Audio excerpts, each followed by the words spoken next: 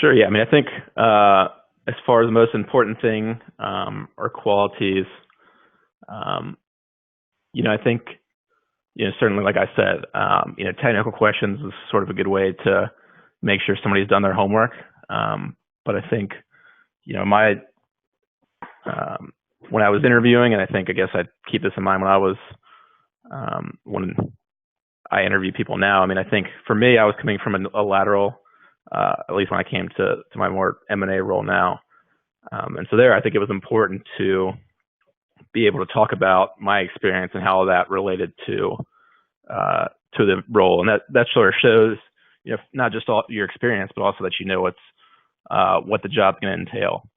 And I think this is, this for me, I was a lateral, but I think this is important too for people coming out of college because, hopefully you have some internship experience or some classroom experience, and I think it's important. I guess this is why I thought that this presentation might be helpful. Is that I think it's important to understand kind of what the job actually entails, what you're going to be doing on a daily basis, and that you can relate how your experience might make you a good candidate.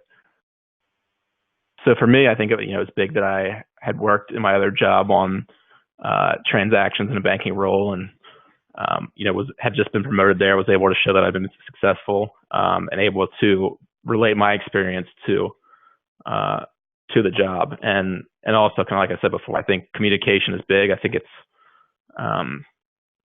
in some ways maybe underappreciated because obviously you spend a lot of time memorizing technical questions and doing your research, but it's you can't teach somebody. You can teach somebody how to do an LBO or DCF in training. You can't teach them how to be an effective communicator.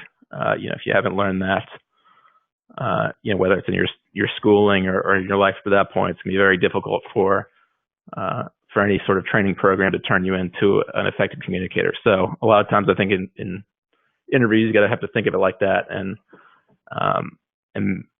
the person interviewing is going to say, can we put this, especially in a middle market firm, can we put this guy in front of clients?